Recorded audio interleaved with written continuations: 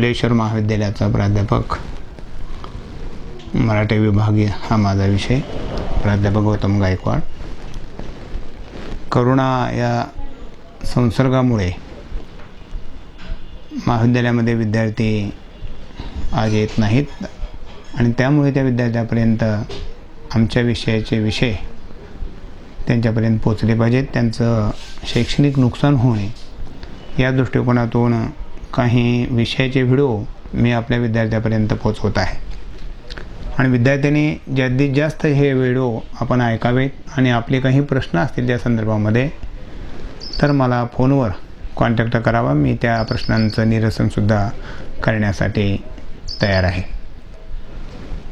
आज BA third इयरच्या विद्यार्थ्यासाठी मी हे लेक्चर आज सुरू करत आहे. BA थर्ड इयरच्या विद्यार्थ्यांच्या पेपरचं नाव आजच्या भाषाशास्त्र आणि मराठी व्याकरण असं आहे. पहिल्या सत्रामध्ये भाषाशास्त्र हा विषय येतो आहे आणि या भाषाशास्त्र विषयामध्ये एक 5 टॉपिक आहेत. त्याच्यामध्ये भाषा म्हणजे काय, भाषेचं स्वरूप, वैशिष्ट्ये, स्वनविचार, स्वनिम विचार आणि रूपिम विचार आणि याचबरोबर प्रमाण भाषा आणि बोलीभाषा यांच्यातला संबंध. या प्रथम सत्राचे काही व्हिडिओ आपल्यासमोर कमीत कमी व्हिडिओच्या माध्यमातून जास्तीत जास्त विषय आपल्यापर्यंत प्रकरण पोचवण्याचा मी आज प्रयत्न करतो आहे. त्या संदर्भामध्ये आज आपण भाषाशास्त्र म्हणजे काय, भाषा म्हणजे काय आणि त्या भाषेचं स्वरूप काय आहे त्याच्या संदर्भामध्ये आज आपण चर्चा करणार आहोत. समोरचा एक बोर्ड आपल्यासमोर दिसतो आहे. या बोर्डावर एकूण भाषाशास्त्राच्या असणाऱ्या एक 5 प्रकरणाची चर्चा याच्यामध्ये आपल्याला करता येते. आज ज्या अभ्यासाला लावलेल्या आहेत त्याचा एक आराखडा विश्लेषणात्मक आपल्यासमोर मी ठेवलेला आहे. तर सुरुवातीला भाषा म्हणजे काय, वर्णनात्मक भाषाशास्त्र म्हणजे काय, ऐतिहासिक भाषाशास्त्र काय, तुलनात्मक भाषाशास्त्र काय याचा थोडासा परिचय आपल्याला करून घेतल्याशिवाय पुढच्या प्रकरणांची चांगली उकल आपल्याला होणार नाही. पहिल्यांदा भाषेशिवाय कोणत्याच क्षेत्राचा विचार आपल्याला करता येत नाही. भाषा असल्याशिवाय आपल्याला जगताही येत नाही. खऱ्या अर्थानं भाषा हे विचाराचं देवाणघेवाणीचं फार मोठं साधन आहे आणि म्हणून मानवाने भाषा खऱ्या अर्थानं निर्माण केली, समाजाने भाषा निर्माण केली आणि भाषा निर्माण केल्याच्या नंतर आपल्या मनामध्ये असणारे विचार, आपल्या मनामध्ये असणाऱ्या भावना, आपल्या मनामध्ये असणाऱ्या कल्पना एकमेकांना सांगण्यासाठी, विचारांची देवाणघेवाण करण्यासाठी आपण भाषा हे माध्यम वापरत असतो. भाषेला स्वतःचं एक अस्तित्व आहे. भाषा ही स्वायत्त आहे, स्वतंत्र आहे. प्रत्येक भाषेमध्ये जन्म, वाढ, विकास हा असतोच. भाषा जन्माला येत असते. जन्माला आल्याच्या नंतर माझी भाषा असेल, तुमची भाषा असेल, अनेकाची भाषा असेल. त्या एका भाषेवरची प्रतिक्रिया आणि प्रतिक्रियावरच्या अनेक प्रक्रिया म्हणजे क्रिया, प्रतिक्रिया आणि सामाजिक प्रक्रिया समाजशास्त्राच्या या सिद्धांताच्या आधारे ही भाषा तयार होत पुढे जाताना आपल्याला दिसते. जन्म झाल्याच्या नंतर मग भाषेचा वाढ हळूहळू समूहामध्ये होतो, विकास होतो आणि कालांतराने काही शब्द जशी नवी भाषा येत जाते तशी आपण घेत जातो आणि काही शब्द कालांतराने मागे पडत जातात आणि नवीन येत जातात. ही भाषा परिवर्तनशील आहे. हे भाषेमध्ये सातत्यानं असं गणित चालत राहताना आपल्याला दिसून येईल. पण आता ही भाषा सातत्यानं परिवर्तनशील आहे, गतिशील आहे आणि गतिशील असणाऱ्या भाषेचं किंवा प्रवाही असणाऱ्या एखाद्या वस्तूचं आपल्याला शास्त्र सांगता येतं का? खरं तर भाषेचं आपल्याला शास्त्र सांगता येतं, परंतु हे शास्त्र गणितासारखं शास्त्र नाही, विज्ञानासारखं शास्त्र नाही, समाजासारखं शास्त्र नाही, साहित्यासारखं शास्त्र नाही. खऱ्या अर्थानं गणितामध्ये 1 + 1 = 2, विज्ञानामध्ये लावलेला एखादा सिद्धांत काही कालांतराने बदलतो. पृथ्वी सूर्याच्या भोवती फिरते का सूर्य पृथ्वीच्या भोवती फिरतो या संदर्भामध्ये आपल्याला माहीत आहे. समाजामध्ये काही संशोधन झालेले ते अजून सत्यापासून दूर जाताना आपल्याला दिसतात आणि साहित्यामध्ये तर संशोधन सत्यापासून फार दूर जातं. ते शास्त्राच्या कसोटीमध्ये आपल्याला बसवून अभ्यास करण्याचा प्रयत्न माणसं करत असतात. म्हणून गणिताच्या भाषेमध्ये हे शास्त्र आपल्याला सांगता येणार नाही, परंतु एक रचना मात्र देऊ शकतात आणि म्हणून ही रचना देण्याचा प्रयत्न या माध्यमातून आपल्याला आज करायचा आहे. भाषा तयार होत असताना प्रामुख्याने मानवाच्या मुखातून काढलेले जे काही ध्वनी आहेत त्या ध्वनीचं एक नियोजन असते, त्या ध्वनीची एक मांडणी असते, त्या ध्वनीच्या अंतर्बाह्य रचना असते आणि भाषेच्या सर्वांगीण अंगाचा अभ्यास, अंतर्बाह्य अभ्यास आपल्याला करावा लागतो आणि म्हणून अशा भाषेची माहिती गोळा करावी लागते. भाषेचं परीक्षण करावं लागतं, भाषेचे सिद्धांत मांडावे लागतात. मग भाषेच्या उत्पत्तीचा, भाषेच्या वाढीचा, भाषेच्या नियमांचा अभ्यास म्हणजेच भाषाशास्त्र होय. व्यक्ती जे ध्वनी वापरते त्या ध्वनीचं स्वरूप कसं आहे, व्यक्ती जे ध्वनी काढते आहे त्या ध्वनीचं स्वरूप कसं आहे, त्या ध्वनीचं कार्य कसं चालतं, याचा अभ्यास भाषाशास्त्रामध्ये आपल्याला करावा लागतो. आणि म्हणून भाषेचा विशिष्ट दृष्टिकोनातून केलेला अभ्यास म्हणजे भाषेचा शास्त्रीय अभ्यास असं आपल्याला म्हणता येईल. मग त्या भाषेमध्ये असणारे ध्वनी, त्या भाषेमध्ये असणारे व्याकरण, त्या भाषेमध्ये असणारे शब्द, याचा आपल्याला कालखंडानिहाय त्या भाषेचा आपल्याला अभ्यास करावा लागतो. म्हणून ऐतिहासिक भाषा विज्ञान, वर्णनात्मक भाषा विज्ञान, तुलनात्मक भाषा विज्ञान, संरचनात्मक भाषा विज्ञान अशा भाषेच्या विविध वेगवेगळ्या शाखा आपल्यासमोर मी त्या बोर्डावर मांडणी केलेली आहे. आणि त्याच्या अनुषंगाने अभ्यास करत असताना फक्त आज आपल्याला भाषाशास्त्राचं स्वरूप याचा विचार आपल्याला करायचा आहे. ही भाषा कशी असावी, ही भाषा कशी नसावी, या भाषेत अमुक तत्वच असलं पाहिजे असं भाषाशास्त्र कधीही आग्रह धरत नाही. भाषाशास्त्र हे समाजाच्या गरजेप्रमाणे बदलणारं शास्त्र आहे. समाजाची जशी गरज असेल तसं बदलतं. भाषा शुद्ध आहे अशुद्ध आहे याच्याशी भाषेला काही देणं घेणं नाही. फक्त संदेश पोहोचवणं, माझ्या मनातला विचार तुमच्यापर्यंत पोहोचवणं हे त्या भाषेचं प्रामुख्याने खऱ्या अर्थानं काम आहे. आणि म्हणून मग या भाषेचा विचार करत असताना जे ऐतिहासिक भाषाशास्त्र आहे, या ऐतिहासिक भाषाशास्त्र काय करतं, अनेक वेगवेगळ्या भाषेंची तुलना करतं. विल्यम जोन्स यांनी ऐतिहासिक भाषा विज्ञानाचा पाया घातला. ऐतिहासिक भाषा विज्ञानामध्ये विश्वसनीय पुरावे आपल्याला देता येत नाहीत, परंतु हे कशावर आधारित आहे, प्राचीन नाणी असतील, शिलालेख असतील, ताम्रपट असतील, या भाषिक नमुन्यावर ऐतिहासिक भाषाशास्त्राला अवलंबून राहावं लागतं. अस्सल पुरावे आपल्याला त्यामध्ये मिळू शकतात. आणि म्हणून मग तुलना करणे, पुरावे शोधणे, निष्कर्ष काढणे, मांडणी करणं हे ऐतिहासिक भाषाशास्त्राचं काम आहे. म्हणजे वर्तमान काळातील उपलब्ध भाषेकडून तिचा विकास कसा झाला आणि त्या भाषेमध्ये परिवर्तन कसं होत आलं, त्या भाषेच्या व्याकरणामध्ये काही बदल होत आले, याचा विचार ऐतिहासिक भाषाशास्त्र करताना आपल्याला दिसेल. मग ऐतिहासिक भाषा विज्ञानाच्या प्रामुख्याने दोन शाखा आहेत. एक पुरोगामी शाखा आहे आणि दुसरी ही पश्चातगामी शाखा आहे. ह्या भाषेच्या दोन, ऐतिहासिक भाषाशास्त्राच्या दोन प्रामुख्याने या शाखा, पुरोगामी आणि पश्चातगामी. पुरोगामी भाषाशास्त्रामध्ये भाषेचा इतिहास बघितला जातो, भाषेचा भूगोल बघितला जातो, भाषा कशी बदलत आलेली पाहिलं जातं, भाषेचा इतिहास बघितला जातो. म्हणजे यादव काळातली भाषा कशी होती, ज्ञानेश्वर काळातली भाषा कशी होती, मर्ढेकर काळातली भाषा कशी होती, हा जो भाषेचा बदल होत आलेला इतिहास, कसा विकास होत आलेला आहे, शब्द कसे निर्माण होत झाले, व्याकरण कसं निर्माण होत झालं, भाषा कशी विकसित होत झाली हे आपल्याला कळतं. आणि त्याचबरोबर भाषेचा भूगोल सुद्धा आपल्याला कळतो. भाषा कोसाकोसावर बदलते असं आपण म्हणतो ते खरंही आहे. आणि हा भाषेचा भूगोल बघत असताना पश्चिम महाराष्ट्रातली भाषा, विदर्भातली भाषा, मराठवाड्यातली भाषा, हा भाषिक भूगोल जर आपण बघितला तर पश्चिम महाराष्ट्रातल्या असणाऱ्या स्त्रिया पुरुषासारखं बोलतात, येतो जातो बसतो असं म्हणतात. पश्चिम महाराष्ट्रातल्या मराठी वऱ्हाडी भाषेवर हिंदीचा परिणाम झाल्या कारणामुळं तिकडचे पुरुष काय करून राहिले, कुठे जाऊन राहिले, काय करते तुम्ही, असं स्त्रीलिंगी स्वरूपामध्ये अधिक बोलताना आपल्याला दिसून येतात. तर मराठवाड्याच्या भाषेमध्ये द्विदल शब्द आपल्याला दिसतात. खाऊन पिऊन बसून उठून कुठं चाललाव, का करावं, अशा प्रकारचे शब्द आपल्याला मराठवाड्याच्या भाषेमध्ये आपल्याला दिसतात. आणि म्हणून भाषेचा भूगोल त्या अंगाने बघितला जातो. आणि भाषेचा भूगोल बघितल्याच्या नंतर भाषेचा काळ बघितला जातो. हे कोण्या काळातली भाषा आहे, यादव काळातली भाषा आहे का, शिवकाळातली भाषा आहे का, ज्ञानेश्वर काळातली भाषा आहे का, तुकारामाच्या काळातली भाषा आहे का, शाहिरी वाङ्मयातली भाषा आहे, याचा आपल्याला विचार त्यामध्ये आपल्याला करता येतो. आणि त्या भाषेतील विचार केल्याच्या नंतर मग त्या भाषेची पुनर्रचना आपल्याला करता येते आणि त्या भाषेचे व्याकरणिक बदल आपल्याला सांगता येतात. आणि म्हणून पुरोगामीमध्ये या गोष्टींचा विचार आपल्याला करावा लागतो. हा प्राथमिक स्वरूपामध्ये आपल्याला खऱ्या अर्थानं ओळख करून घ्यायची आहे. आणि पुरोगामी भाषाशास्त्रामध्ये भाषेच्या ज्ञात अवस्थेकडून, भाषेच्या माहिती असलेल्या अवस्थेकडून पूर्व अवस्थेकडे जाणं, म्हणजे आजच्या उपलब्ध असणाऱ्या भाषेकडून त्या भाषेचा विकास कसा कसा होत गेला पाठीमागे जाणं, पाठीमागे जाऊन समजून घेणं, म्हणजेच भाषेच्या पूर्व अवस्थेकडे जाणं आणि उत्तरोत्तर विकास कसा होत आला.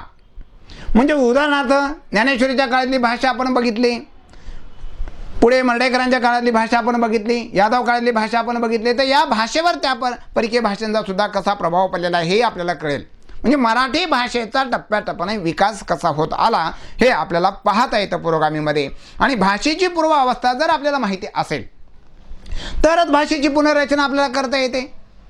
जे अवघड शब्द आहेत ते मागे टाकता येतात आणि भाषेची सोपी पद्धत घेऊन पुन्हा आपल्याला पुनर्रचना करता येते.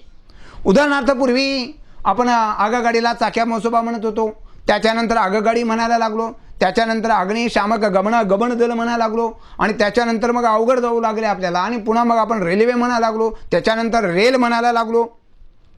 ही पुनर्रचना आपल्याला करावी लागते त्या भाषेची, म्हणजे समाजाच्या गरजेप्रमाणे सुलभीकरण भाषेत होत राहतं आणि मग तिची पुनर्रचना आपण करत राहतो. म्हणजे भाषेतील अंतर्बाह्य या ज्या घटना असतात, पुनर्घटना, त्याचा अभ्यास आपल्याला यामध्ये करावा लागतो. आणि त्याचबरोबर भाषिक कालनिर्णय आपल्याला समजून घ्यावे लागतात, भाषेचे ध्वनी बदललेले समजून घ्यावे लागतात, अर्थाच्या संदर्भामध्ये त्याचा विचार करावा लागतो, भाषिक भूगोल समजून घ्यावा लागतो, विस्तीर्ण असणारं क्षेत्र आपल्याला समजून घ्यावं लागेल आणि त्या भाषेची रूपं कशी कशी पसरलेली आहेत, त्या भाषेच्या असणाऱ्या पोटभाषा कशा आहेत, त्या भाषेचं ध्वनी कसं आहे, त्या भाषेचं रूप कसं आहे, त्या भाषेचं व्याकरण कसं आहे, याचा अभ्यास या पुरोगामी भाषा विज्ञानामध्ये केला जातो. आणि याच्यानंतर मग वर्णनात्मक भाषा विज्ञानाचा विचार आपल्याला करावा लागेल. वर्णनात्मक भाषा विज्ञान म्हणजे वर्तमान काळातील भाषेचा अभ्यास करते. उपलब्ध असणाऱ्या या काळात म्हणजे वर्तमान काळातील रूपांचा सुटासुटा पद्धतीनं अभ्यास करणारं भाषा ही वर्तमान काळातली आहे. ही भाषा कशी बदलत आलेली आहे. वर्णनात्मक भाषा विज्ञानाचा अभ्यास केल्याशिवाय ऐतिहासिक भाषा विज्ञानाला पुढे जाता येत नाही. आणि म्हणून या वर्णनात्मक भाषा विज्ञानामध्ये ध्वनी असतील, वर्ण असतील, रूप असेल, वाक्य असेल, याचा विचार प्रामुख्याने केला जातो. म्हणजेच भाषेचे ध्वनी कसे निघितले जातात, भाषेचे ध्वनी काढले कसे जातात, त्या अर्थपूर्ण ध्वनीला काय म्हटलं जातं, त्या अर्थपूर्ण स्वनला का म्हणलं जातं, त्या अर्थपूर्ण स्वनिमाला का म्हटलं जातं आणि त्या स्वनिमातून मग रूप कसे निर्माण होतात, मग वाक्य कशी निर्माण होतात, याचा अभ्यास वर्णनात्मक भाषा विज्ञानामध्ये केला जातो. आणि वर्णनात्मक भाषा विज्ञानामध्ये करत असताना वर्णनात्मक भाषा विज्ञानामध्ये ध्वनी विचार, स्वनविचार, पदविचार म्हणजे वाक्य विचार या 4 अंगाने प्रामुख्याने अभ्यास भाषेचा याच्यामध्ये केला जातो. खरं तर आधुनिक भाषा शास्त्रामध्ये या ध्वनीलाच स्वनविचार म्हटलेला आहे, पण थोडासा त्याच्यामध्ये फरक आहे, तोही आपण समजून घेऊया. दोन्ही विचारामध्ये भाषेचा प्रारंभ कसा झाला याचा विचार केला जातो. स्वनविचारामध्ये जे शब्द तयार होऊ लागलेले आहेत, वर्ण तयार होऊ लागलेले आहेत, त्याचा विचार केला जातो. पदविचारामध्ये जी भाषा अर्थासाठी जन्माला आलेली असते, अर्थ हा मुख्य असतो प्रामुख्याने आणि शब्द हे खऱ्या अर्थानं दुय्यम असतात आणि म्हणून अर्थाचा विचार पदविचारामध्ये केला जातो. आणि जी भाषा पूर्ण तयार झालेली आहे त्या भाषेच्या व्याकरणाचा विचार मात्र या प्रामुख्याने वाक्य विचारामध्ये केला जातो. आणि म्हणून आपल्याला या 4 असणाऱ्या वर्गीकरणांचा विचार आपल्याला वर्णनात्मक भाषा विज्ञानामध्ये करावयाचा आहे आणि केला जातो शब्दसमूहामध्ये. आणि या ध्वनी विचार मग हा प्रामुख्याने आपल्या दृष्टीनं भाषेच्या दृष्टीनं ध्वनी विचार अत्यंत महत्त्वाचा आहे. म्हणजे आधुनिक भाषा विज्ञानामध्ये स्वनविचार अत्यंत महत्त्वाचा आहे. मग हा जो ध्वनी विचार आहे, हा ध्वनी विचार जो आहे, हा ध्वनी विचार कसे उच्चारले जातात, कसे काढले जातात, त्या ध्वनीचं उच्चारण कसं होतं, त्या ध्वनीचे अवयव कसे आहेत, त्या ध्वनीचं संचरण कसं होतं, त्या ध्वनीचं श्रवण कसं होतं. म्हणजे ध्वनी मी उच्चारलेले ध्वनी या पोकळीमध्ये येतात आणि त्याच्यानंतर तुमच्या कानापर्यंत येऊन आदळले जातात आणि तुम्हाला जेव्हापर्यंत त्या शब्दाचा अर्थ कळत नाही, अर्थ जोपर्यंत कळतो तोपर्यंत ते शब्द तसेच राहतात. अर्थ कळल्याच्या नंतर त्या शब्दांचं वितरण होतं, ते शब्द प्रसरण पावतात. म्हणून भाषा ही या 3 माध्यमातून आपल्याला उच्चारणशास्त्र अत्यंत महत्त्वाचं आहे. आणि अर्थपूर्ण मानवी मुखातून काढलेला अर्थपूर्ण ध्वनीलाच आपण आधुनिक भाषाशास्त्रामध्ये स्वन म्हणतो, ज्या स्वनांचा उच्चार भाषाशास्त्रामध्ये प्रामुख्याने केला जातो. मग मानवाच्या मुखातून काढलेले हे जे उच्चार आहेत त्या उच्चारांचा अवयव काय, तर आपलं मुखविवर आहे, मुख इंद्रिय आहे. या मुख इंद्रियामध्ये मग तोंड असेल, जीभ असेल, दात असतील, ओठ असतील, कानं असतील, आपले वेगवेगळे घटक असतील. मग त्या उच्चारण अवयव कोणते आहेत, त्या उच्चारणाचे स्थान कसे आहेत आणि त्या उच्चारणाचे असणारे प्रयत्न कसे आहेत, या 3 अंगाचा विचार केल्याच्या नंतर आपल्याला स्वनविचारांचा विचार करता येतो. आणि मग आपण काढलेले जे काही वर्ण आहेत हे वर्ण आपण काही वेळेला प्रयत्न न करतो, काही वेळेला उच्चारण सहज वर्णांचं होतं. या वर्णाचा उच्चार सहज होतं, म्हणजे स्वरांचा उच्चार सहज होतो, पण व्यंजनाचा उच्चार मात्र सहज होत नाही. व्यंजनाचा उच्चार करण्यासाठी स्वरांचं आपल्याला सहाय्य घ्यावे लागेल. म्हणजेच काही वर्ण उच्चारण्यास अवघड असतात, काही वर्ण सुलभ असतात. याच्यावरून उच्चारणावर आधारित आणि प्रयत्नावर आधारित असे त्याचे 2 प्रकार प्रामुख्याने पडतात. आणि पदविचारामध्ये, अर्थविचारामध्ये मुक्त विचार आणि रूपी विचार याचा विचार केला जातो. आणि वाक्यविचारामध्ये शब्दांतर व्याकरणाचा विचार प्रामुख्याने केला जातो. हे भाषाशास्त्राचं एक स्ट्रक्चर आहे. आणि या भाषाशास्त्राच्या याच्यावरच संपूर्ण पुढचं भाषाशास्त्र प्रामुख्याने उभं राहिले गेलेलं आपल्याला दिसेल. हा एक भाषेचा आपल्यासमोर परिचय म्हणून हा एक शास्त्र आपल्यासमोर ठेवतो आहे. ही भाषा मग अशी जी आहे ना, ही अशी भाषा निर्माण कशी होते, ही भाषा म्हणजे काय? मग आपल्या त्या प्रकरणाकडे आपण जाणार आहोत. भाषा म्हणजे काय? तर मानवाच्या मनातील विचार, मानवाच्या मनातील भावना, मानवाच्या मनातील कल्पना दुसऱ्याला स्पष्ट करून सांगण्यासाठी तुम्ही जे साधन वापरता त्या साधनाला आपण भाषा असं म्हणतो. आणि या भाषेमध्ये जन्म, मग वयाने आपण जसं जसं वाढत जातो तसे तसे आपल्या मनातले विचार आपण इतरांना कळावे म्हणून मग आपण बोलत राहतो. मग आपण बोलत असताना ही माणूस भाषा निर्माण करण्याच्या अगोदर कुठली भाषा असेल बरं? कोणती भाषा असेल? माणूस जन्माला आला त्यावेळेला तो हावभावाची भाषा वापरत असेल. आणि त्याचबरोबर मग मूल जन्माला आल्याच्या नंतर आपल्या आईला काय हवे काय नको या संदर्भामध्ये तो शारीरिक हालचाल करत असेल. आणि त्या शारीरिक हालचालीच्या जाणीवेमधून त्याला जे हवं जे नको याच्या संदर्भामध्ये मग ते चर्चा करत असेल. म्हणजे पुन्हा त्याच्यानंतर त्याच्या मुखावाटे आवाज काढणार, ध्वनी काढणार. म्हणजे मनुष्याच्या मनातील विचार, कल्पना, भावना प्रकट करण्याचं माध्यम म्हणजे भाषा. कारण त्या हावभावाला मर्यादा पडतात. हावभाव लांबून दिसत नाही, ते आपल्याला भाषेच्या स्वरूपामध्ये बघायचं आहे. मानवाच्या मनातील विचार बोलून आगर लिहून दाखवण्याचं साधन म्हणजे भाषा होय. ही भाषा नैसर्गिक आणि सांकेतिक आहे. नैसर्गिक भाषेमध्ये ध्वनीचा आवाज असतो, वाऱ्यांचा आवाज असतो, रणगड्यांचा किंवा इतर यंत्रांचा आवाज असतो, त्याला आपण भाषा म्हणत नाही. म्हणजेच मानवी ध्वनीमध्ये सचेतन आणि अचेतन हे दोन्ही प्रकारचे ध्वनी असतात. सांकेतिक ध्वनी आपण निर्माण केलेल्या असतात आणि नैसर्गिक ध्वनी, ह्या नैसर्गिक ध्वनींचा फारसा भाषा वापर करत नाही. आणि या भाषेमध्ये सचेतन असेल, अचेतन असेल. अचेतन म्हणजे शारीरिक प्रक्रिया, म्हणजेच मानवाच्या मुखातून काढलेला अर्थपूर्ण ध्वनी यालाच आपण भाषा असे म्हणतो. इतरांना आपण भाषा म्हणत नाही. सांकेतिक बौद्धिक सामर्थ्य त्याच्या अंगी असतात. आवाज हे भाषेचं मूळ वैशिष्ट्य आहे. पण आवाज कुणी काढलेला, प्राणी आवाज काढतात, यंत्र आवाज काढतात, मग त्याला आपण भाषा म्हणतो का? नाही. ध्वनी आवाज हे भाषेचं प्राथमिक स्वरूप आहे. परंतु हा काढलेला ध्वनी तो मानवानं ध्वनी काढलेला असला पाहिजे का? प्राणी ध्वनी काढतात, माणूस ध्वनी काढतात, परंतु प्राणीच्या जवळ बौद्धिक क्षमता, विचार करण्याची क्षमता ही प्राण्यांच्या जवळ नाही, ती फक्त मानवाच्या जवळ आहे. एखाद्या लहान बालकाला आपण एकच भाषा शिकवतो, परंतु बालक बाहेर गेल्याच्या नंतर मात्र अनेक भाषा समूहामध्ये आपोआप शिकत जातं, आपोआप त्याचा विकास जातो. मुलाच्या सांकेतिक भाषेचा सुद्धा मुलं आपोआप विकास करत असताना आपल्याला दिसून येतात. आणि म्हणून या प्राण्यांच्या भाषेला काही मर्यादा पडतात. तिथं भाषेची कुठलाही क्रम किंवा ध्वनी आपल्याला दिसून येत नाही, कारण प्राण्यांच्या जवळ मात्र बौद्धिक सामर्थ्य नाही. आवाज काढण्याची जातक वृत्ती आहे, परंतु जातक वृत्ती असून भागत नाही. जातक वृत्तीच्या बरोबर बौद्धिक सामर्थ्य सुद्धा त्याच्याजवळ असले पाहिजे. हे बौद्धिक सामर्थ्य फक्त माणसाच्या अंगी आहे. मग हा जो ध्वनी आहे, या ध्वनीला माणूस काय करतो? ध्वनी म्हणजे संकेत आहेत, खुणा आहेत. हा ध्वनीच्या ज्या संकेत आहेत, खुणा आहेत, या ध्वनी आणि लिपी म्हणजे चिन्ह व्यवस्था, या चिन्ह व्यवस्थेमध्ये या ध्वनीला बांधून ठेवलं जातं. आणि मी उच्चारलेले शब्द इतरांना जसेच्या तसे ते उच्चारला आले पाहिजेत. म्हणजे ध्वनी व अर्थ यांना जोडणारी चिन्ह व्यवस्था म्हणजे मानवी मुखिंद्रियातून काढलेला अर्थपूर्ण ध्वनी, ते ध्वनी आणि अर्थ म्हणजे चिन्ह व्यवस्था, म्हणजे ध्वनी व अर्थ यांना जोडणारी चिन्ह व्यवस्था म्हणजे भाषा. मग आपली भाषा कोणती आहे? देवनागरी आपली भाषा आहे. खुणा, अक्षर, लिपी. अक्षराला आपण आकाराला आपण अक्षर म्हणतो आणि जे नट होते त्याला अक्षर म्हणतो. मग हे जे अक्षर आपली देवनागरी लिपी आहे, मग लिपीबद्ध कागदावर बोलून किंवा लिहून व्यक्त करण्याचं एक सामर्थ्य या भाषेमध्ये आपल्याला दिसून येईल. म्हणून अक्षरानं आपण वर्ण नावाची संज्ञा वापरतो.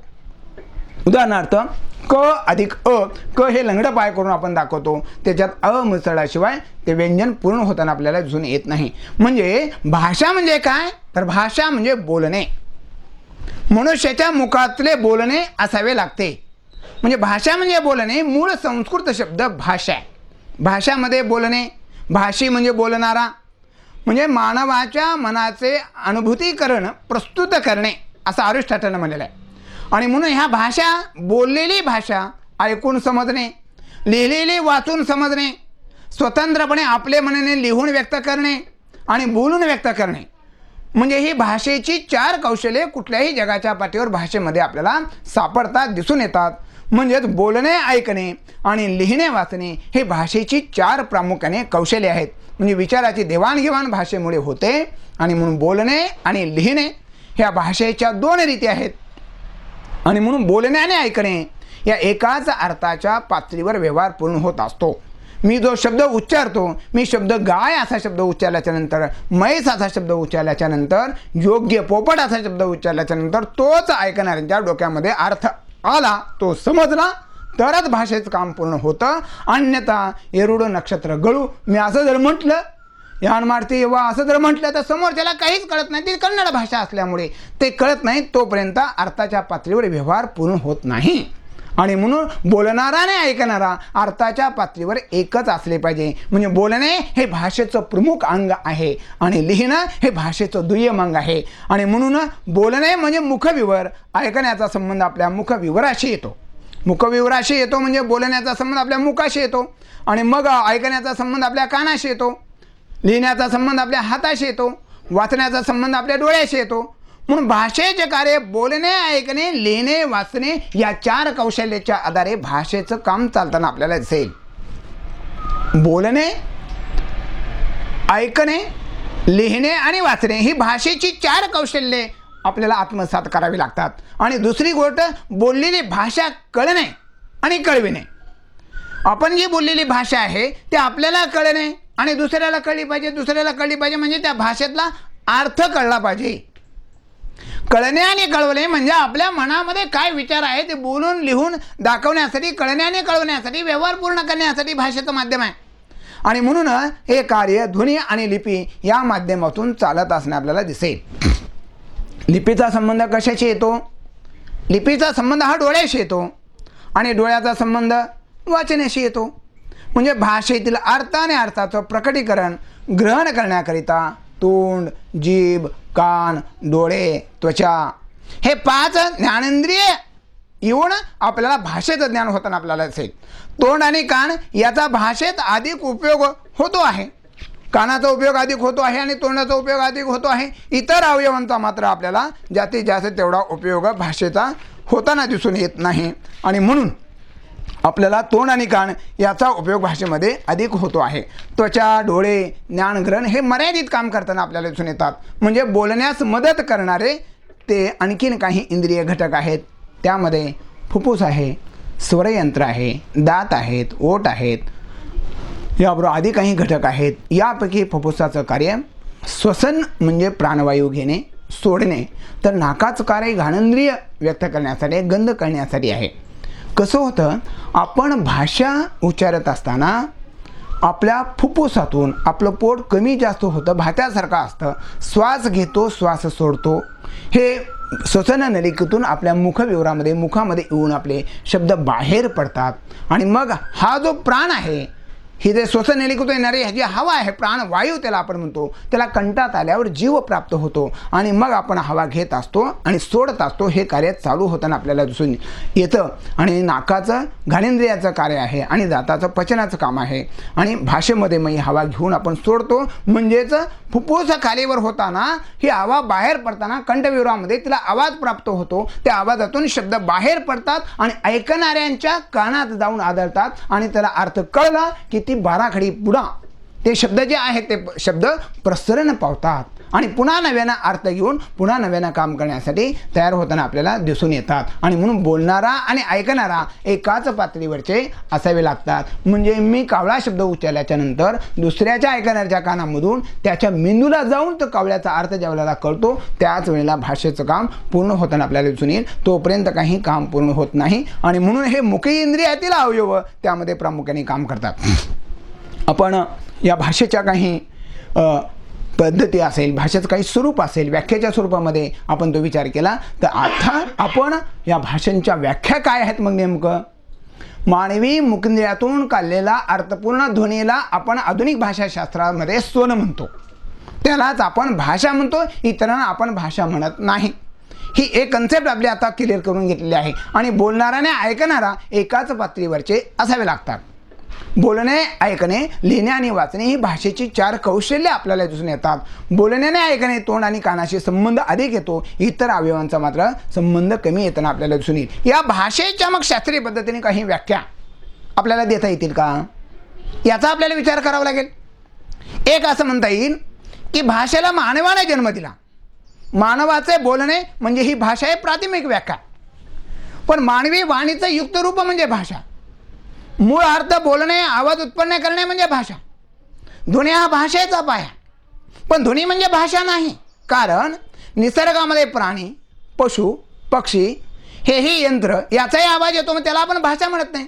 मनुष्याचा ध्वनी म्हणजेच भाषा नव्हे. मनुष्याच्या मुखातून काढलेल्या अर्थपूर्ण ध्वनीला म्हणजेच मानवी मुखावाटे निघणाऱ्या अर्थपूर्ण ध्वनीलाच, ज्या ध्वनीमध्ये भाषा बनण्याची क्षमता आहे, त्या ध्वनीलाच आपण भाषा म्हणतो. इतर ध्वनीला भाषा आपण म्हणत नाही.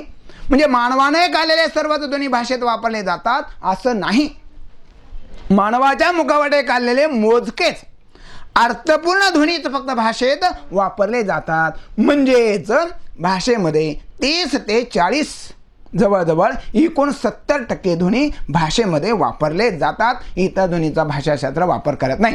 म्हणजे ध्वनी हे भाषेचं प्राथमिक रूप असलं तरी ते ध्वनी 70% वापरले जातात. ज्या ध्वनीमध्ये मानवाच्या मुखातून काढलेल्या ध्वनीमध्ये भाषिक कार्य करण्याची क्षमता असेल, अर्थ उत्पन्न करण्याची क्षमता असेल, तिलाच भाषा म्हणतो, इतर ध्वनीला आपण म्हणत नाही.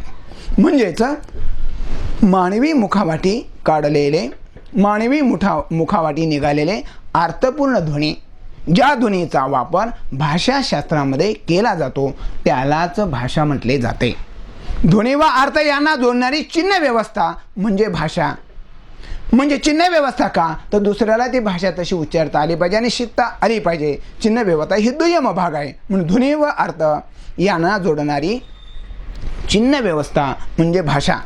म्हणजे भाषा म्हणजे वाचिक वर्तन, भाषा म्हणजे प्रत्यक्ष वर्तन, भाषा म्हणजे उद्गार, भाषा म्हणजे बोलणे आणि ऐकणे, या घटकाला अधिक महत्त्व दिले गेलेले आपल्याला दिसेल. म्हणून एक आपल्याला आणखीन व्याख्या अशी करता येते की भाषा म्हणजे मानव निर्मित ध्वनी समूह निर्माण होणाऱ्या अर्थपूर्ण ध्वनी संकेताची मांडणी म्हणजे भाषा. विनिमय आणि संदेशन करणारी सामाजिक एक संस्था म्हणजे भाषा. मानवी मुखेंद्रियातून काढलेला सुसंघटित ध्वनी, ज्या ध्वनीमध्ये भाषा बनण्याची क्षमता आहे, ती म्हणजे भाषा. भाषा म्हणजे व्यवहारात प्रवृत्त करणारा सार्थ ध्वनी. जे अन्वित ध्वनी आहेत, असंख्य ध्वनी आहेत, परंतु त्या असंख्य ध्वनीमध्ये भाषा बनण्याचं कार्य करणारे, व्यवहाराला प्रवृत्त करणारे सार्थ जे ध्वनी असेल तिला आपण भाषा म्हणतो. पुढची एक व्याख्या अशी करता येईल, मानवाने काढलेला अर्थपूर्ण ध्वनी, ज्या ध्वनीचा उपयोग भाषेमध्ये केला जातो, ज्या ध्वनीत भाषा बनण्याची भाषिक क्षमता असते, त्याच ध्वनीला भाषा म्हटले जाते. इतरांना भाषा आपण म्हणत नाही. भाषेला व्यक्तिबाह्य अस्तित्व नाही. व्यक्तीनेच भाषा निर्माण केल्याने व्यक्तीवरच तिचं अस्तित्व अवलंबून आहे. म्हणून भाषेची या अशा निर्माण झालेल्या अंतर्बाह्य भाषेची दुहेरी रचना असते. म्हणजेच वाक्य हे भाषेचं शरीर असतं आणि अर्थ हा भाषेचा आत्मा असतो. भाषेला एक नियम व्यवस्था असते. व्यक्तीने विचार व्यक्त करण्याचं प्रभावी साधन म्हणजे भाषा असं आपण म्हणतो. त्या भाषेला प्रत्येक भाषेची एक नियम व्यवस्था असते. म्हणजे ती नियम व्यवस्था म्हणजे व्याकरण व्यवस्था असते. आणि म्हणून आपण हे एक प्रभावी साधन म्हणून या भाषेकडे बघतो. आणि मग या लिपीतून निर्माण होतात. लिपी तर अनेक आहेत. द्रविड अष्टदशामध्ये 18 लिपी दिलेल्या आहेत. 55 ग्रंथामध्ये जैनांच्या 18 लिपी दिलेल्या आहेत. बौद्ध वाङ्मयामध्ये 64 लिपी दिलेल्या आहेत. ब्रह्मलिपी आहे, बालबोध लिपी आहे, दृष्टलिपी आहे, ब्रह्मलिपी आहे, प्राचीन लिपी आहे, गुणलिपी आहे, अशोक काळातली ब्रह्मलिपी आहे, चीनची चित्रलिपी आहे. म्हणजे अशा अनेक लिपी आहेत. परंतु देवनागरी लिपी ही मराठीची आहे. आपल्याला असं म्हणता येतं की मानवी मुखातून काढलेला अर्थपूर्ण ध्वनी, जो ध्वनी अधिक लिपी बरोबर चिन्ह म्हणजे अक्षर, चिन्ह व्यवस्थाच्या खुणा म्हणजे वर्ण, आणि या वर्णातून भाषे निर्माण होताना आपल्याला दिसत आहे.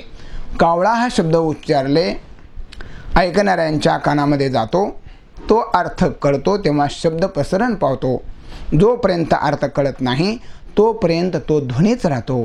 ध्वनीतील अर्थ कळतो तिथे भाषेचा जन्म होतो. कावळा काळा, चाटाळ चाबरा असा अर्थ जेव्हा आपल्याला कळतो त्याच वेळेला भाषेचं काम पूर्ण होतं. तोपर्यंत या भाषेचं काम पूर्ण होत नाही. मग अशा या भाषेचं स्वरूप काय आहे? अशा या भाषेचं पूर्वस्वरूप काय असलं पाहिजे? लिपी तयार होण्याच्या अगोदर भाषा कुठल्या पद्धतीने वापरली जात असली पाहिजे, त्या भाषेत काय स्वरूप असेल? आपण व्याख्या बघितल्या. मानवी तर ध्वनीनं बनलेली भाषा, त्या भाषेचं स्वरूप आपण बघूया. एक मुद्दा असं घेऊ की मानवी तर ध्वनीनं बनलेली भाषा. निसर्गामध्ये वावरत असताना निसर्गाचे ध्वनी आपल्याला ऐकू येतात. वाहनांचा आवाज ऐकू येतो, झाडांच्या पानांचा आवाज ऐकू येतो, विजेचा आवाज ऐकू येतो, त्याने काही ध्वनी काढलेले आपल्याला ऐकू येतात. गाडीच्या हॉर्नचा आवाज येतो, तोफांचा आवाज येतो, आगगाडीचा आवाज येतो, विमानाचा आवाज येतो. हे साधने दूरवरून आपल्याला दिसत नाही. यामध्ये शब्दांची ध्वनीची निर्मिती होते, पण भाषा बनण्याची क्षमता, भाषा बनण्याची कोणतीही रीत, भाषा बनण्याची कोणतीही पद्धत, भाषा बनण्याची कोणतीही व्यवस्था इथे आपल्याला दिसून येत नाही. ही साधनं मर्यादित आहेत आणि म्हणून याच्यापेक्षाही प्रगत साधनं मानवाच्या जवळ असली पाहिजेत. मग ते कोणते असले पाहिजेत? त्याच्या पुढच्या मुद्द्याकडे आपण जाऊ की भाषा प्राण्यांची आणि पशुपक्ष्यांची भाषा. आत्ता बघितली अचेतन म्हणजे मानवी इतर ध्वनी. आता सजीवाच्या ध्वनींचा विचार करू. प्राण्यांची भाषा, पशुपक्ष्यांची भाषा कशी असेल? प्राणी पक्षी विशिष्ट काळामध्येच ध्वनी काढतात. भूक लागल्याच्या नंतर कुत्रं विवळत राहतं, ओरडत राहतं, किंवा एखाद्या वेळेला साप आला तर चिमण्या चिवचिव करताना आपल्याला दिसून येतात. त्यांच्याजवळ हे जर आवाज काढण्याचं जातं कृती आहे खरं आहे, परंतु कोणताही क्रम त्या भाषेचा वापरण्याचा त्यांच्याजवळ नाही. मानवाप्रमाणे आवाज काढण्याने जातक वृत्ती जन्मजात आहे. प्राण्यांची भाषा सलकालबद्ध आहे, ती विशिष्ट काळामध्ये विशिष्ट आवाज काढताना आपल्याला दिसत आहे. ही साधने अपूर्ण आहेत, त्यांच्याकडे बौद्धिक सामर्थ्य नाही. याच्यापेक्षा या मर्यादा त्याला पडतात. याच्यापेक्षा प्रगत साधनं माणसाच्या जवळ कुठली तरी असली पाहिजेत. मग ती साधनं कोणती आहेत? मग माणूस ही भाषा जन्माच्या अगोदर माणूस कुठली भाषा वापरत असेल तर माणूस हावभावाची भाषा वापरत असला पाहिजे. हावभावाची भाषा. ध्वनी निर्मितीच्या अगोदर भाषेचा वापर केला जात होता, त्यावेळेस मानवी हावभावाच्या द्वारे भाषा व्यक्त केली जात होती. आपण हातवारे करत राहतो, बोलत राहतो, मुख्यांची एक भाषा आहे. मुख्यांच्या बातम्या आपण ऐकतो, त्यांची एक भाषा आहे. पण हे हावभावाची शारीरिक प्रक्रियाची जी भाषा आहे, ही कळण्याची क्षमता पुढच्या माणसामध्ये बौद्धिक असेलच असं सांगता येत नाही. म्हणून याच्या काही मर्यादा आहेत. आपण अभिनव कौशल्य करतो, आपण हातवारे करतो, आपण पाय आपडतो, रागानं डोळे लाल करून बघतो, तयाथयानं असतो. असे किती वेगवेगळे कौशल्य भाषेमध्ये मानवानं दाखवले तरी सुद्धा दूर अंतरावरून अडचण येते. ते हावभाव नीट दिसत नाहीत, ती भाषा नीट कळत नाहीत. अंधाराची अडचण येते, झाडांची अडचण येते, डोंगराची अडचण येते, बिल्डिंगची अडचण येते. म्हणून मनुष्याच्या हावभावाची भाषा सुद्धा कळण्या इतपत डोळस समोरचा माणूस असेलच असं नाही. आणि म्हणून मी एखादं कोडं टाकून बोलू लागलो तर समोरच्याला ती कळते असा हावभावातून कळू शकत नाही. म्हणून हावभावातून कळत नाही म्हणून यालाही काही मर्यादा पडतात. मग याच्यापेक्षा मानवाच्या जवळ अजून कुठली प्रगत साधनं असली पाहिजेत? मग याच्यापेक्षा कुठली प्रगत साधनं असली पाहिजेत मानवाच्या जवळ? चौथा मुद्दा असा आपण घेऊ की चिन्हांची भाषा. चिन्हाची भाषा कोणती आपण वापरतो? चिन्हांची भाषा. उदाहरणार्थ भाषा ही चिन्ह व्यवस्था आहे. संदेश आपण पोचवतो, बोध चिन्ह आपण असतात. काही आशय त्याच्यातून व्यक्त करत असतो, ते स्वतंत्र आहेत. एकच आशय भिन्न भिन्न चिन्ह व्यवस्था निवडू शकते. उदाहरणार्थ रागावलेला प्राणी वाघ चित्काराने काढलेल्या चित्रामध्ये तो व्यक्त करतो. रागाने माणूस पाय आपटून मोठा आवाज व्यक्त करतो. अशा आशयाची विविध रूपं असतात. चिन्ह तयार करता येतात. आपण प्रवास करत असताना पुलांचं चिन्ह दाखवलेलं असते, बाणाचं चिन्ह दाखवलेलं असते, रस्ता वळणाचा आलेला दाखवलेला असतो. ही भाषिक चिन्ह आहेत. ही भाषिक चिन्ह जे आहेत शिल्पांची भाषा असते. हे शिल्प करण्यासाठी आपल्याला अवघड जातं. कैलास लेणं जे आहे हे कैलास लेण्याची भाषा करणं अवघड जातं, अजेंड्याच्या वेरूळ लेण्याची चित्रांची भाषा करणं आपल्याला अवघड जातं.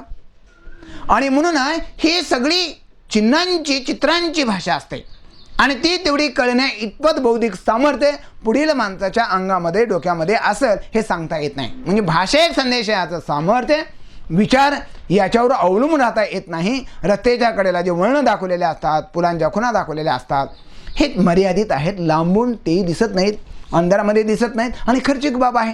आणि मग याच्यापेक्षा प्रगत साधनं माणसाच्या जवळ असली पाहिजे. कुठली मग? चित्रांची भाषा. चित्रांची भाषा जिथं आपले माध्यम कमी पडतं तिथं चित्र काढून भाषा व्यक्त केली जाते. भाषेचं माध्यम जिथं कमी पडतं तिथे चित्रांच्या भाषेचा जन्म होतो. पण या अगोदर चित्रांची भाषा वापरली जात होती. म्हणजे जिथं बोलण्याची भाषा संपते, जिथे भाषेतून अर्थ कळत नाही, त्यावेळेला चित्रांचा वापर करून ती आपल्याला कळवली जाते. एरवी चित्रांची भाषा वापरली जात नाही. चित्रात्मक भाषेमध्ये रस्त्यातले दिवे, वळणे, शाळा, पुलं, पांढरा ध्वज शरणागतीचा, काळा ध्वज निषेधाचा, हिरवा ध्वज धोका नाही, लाल ध्वज डेंजरस, अशा या सगळ्या चित्रांच्या खुणा आहेत. या खुणा सुद्धा चित्रांच्या काल सापेक्ष आहेत. त्यामुळे भाषेमुळे अर्थ कळण्यास मदत होते, पण हेही सामर्थ्य मर्यादित आहे. भाषेतून चित्रात्मक भाषेचा जन्म झाला, चिनीतून चित्राच्या भाषेचा जन्म झाला. चित्र म्हणजे प्रतिक्रिया आहेत.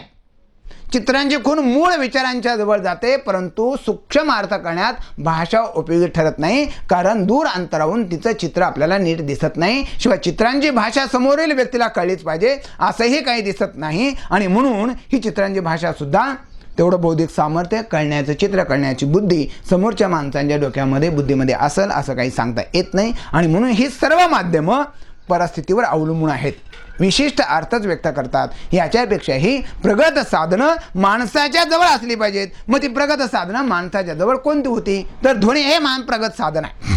ध्वनी हे सर्वश्रेष्ठ आहे. अजून आपण तिथंच येत आहोत. ध्वनी हे भाषेचं प्रभावी माध्यम आहे.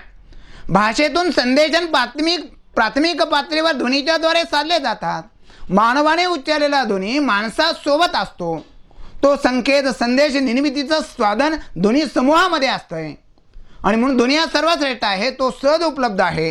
ध्वनी प्रभावी आहे. हे भौतिक माध्यम आहे. आणि हे भौतिक माध्यम अंधारामध्ये प्रकाशामध्ये तात्काळ बिना खर्चिक कोठेही जाऊन पोहोचू शकतं. आणि म्हणून कोणत्याही अडथळ्याला न जुमानता ध्वनीला प्रदेशाचं बंधन पडत नाही. मुक्तपणे कोणत्याही दिशेला जाऊ शकतो. ध्वनी व्यवस्था प्रत्येक भाषेमध्ये आहे. ध्वनी विचार, भावना आणि कल्पना मनोगत व्यक्त करण्याचं साधन म्हणजे या ठिकाणी ती भाषा आहे. म्हणजेच ध्वनी विचार, भावना, कल्पना, मनोगत व्यक्त करण्याचं प्रभावी अशा प्रकारचं जलद गतीनं पोचण्याचं एक साधन आहे. आणि हे साधन सर्वश्रेष्ठ आहे. तसं रंग, चित्र, शिल्प हे साधन आपल्याला सर्वश्रेष्ठ मानता येत नाहीत. म्हणून ध्वनी, परंतु हा कोणता ध्वनी सर्वश्रेष्ठ? तर मानव मुकेंद्रियातून निर्माण होणाऱ्या ध्वनीलाच आपण भाषा म्हणतो. इतरांना मात्र आपण भाषा म्हणत नाही, कारण हे प्रभावी माध्यम आहे. मानवी मुकेंद्रिय हे अजब यंत्र आहे.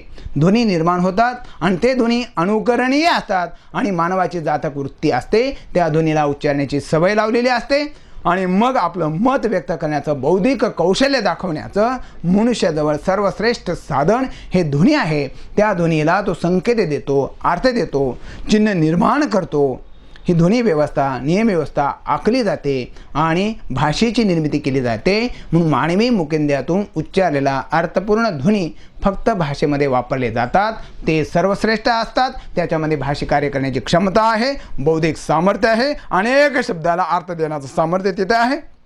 म्हणून मानवी मुकेंद्रियातून उच्चारलेल्या अर्थपूर्ण ध्वनीच फक्त भाषेमध्ये वापरले जातात. मानवी मुकेंद्रियातून उच्चारलेल्या अर्थपूर्ण ध्वनी संकेताची जिथं मांडणी केली जाते तिलाच आपण भाषा म्हणतो. ज्या ध्वनीमध्ये भाषा बनण्याची क्षमता असते तीच ध्वनी वापरले जातात. मानवाच्या मुकेंद्रियातून उच्चारलेल्या अर्थपूर्ण ध्वनी संकेताची मांडणी म्हणजे भाषा. आणि म्हणजे या ध्वनीमध्ये भाषा बनण्याची क्षमता असते, इतर ध्वनीमध्ये ती नसते. आणि म्हणून मानवानेच काढलेला ध्वनी भाषेमध्ये अर्थपूर्ण असावा लागतो. इतर ध्वनीला फारसं महत्त्व नाही. आणि म्हणून चिन्हांची भाषा, शिल्पांची भाषा, चित्रांची भाषा याला मर्यादा पडतात. अंधारामध्ये या आणि लांब बिल्डिंग, झाडं झुडपं याच्यामध्ये ती भाषा दिसू शकत नाही.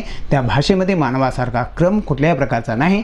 पण मानवानं काढलेला ध्वनी मात्र हा कुठेही जाऊन पोहोचू शकतो. त्याला तो संकेत देतो, अर्थ देतो, अगोदर अर्थ असतो, तो अर्थ त्या शब्दामध्ये तो बांधून उच्चारत असतो आणि समोरच्याला कळला की त्या भाषेचं काम पूर्ण होताना आपल्याला दिसून येईल. आणि म्हणून मानवी मुखेंद्रियातून काढलेला अर्थपूर्ण ध्वनीलाच आपण भाषा म्हणतो. आणि ही ध्वनी अंधार प्रकाश कोठेही तात्काळ जाऊन पोहोचू शकतो आणि त्याच्यातून ती भाषा कळत असताना आपल्याला दिसून येते आहे. ह्या भाषेचं स्वरूप आपण आज बघितलेल्या भाषेच्या ऐतिहासिक भाषाशास्त्र, त्याचबरोबर भाषे स्वरूप, ऐतिहासिक भाषाशास्त्र, वर्णनात्मक भाषाशास्त्र आणि दोन भाषेची तुलना करणारं भाषाशास्त्र आणि त्याचबरोबर भाषेच्या व्याख्या आणि भाषेच्या स्वरूपाची चर्चा आज आपण केलेली आहे. यापुढे आपण भाषेच्या वैशिष्ट्यांचा विचार आपल्याला पुढच्या तासामध्ये आपल्याला करता येईल. मला वाटतं आज आपण या ठिकाणी थांबूया आणि पुढच्या टॉपिकमध्ये भाषेच्या वैशिष्ट्यांचा विचार आपण पुढच्या तासामध्ये अवश्य करूया. धन्यवाद.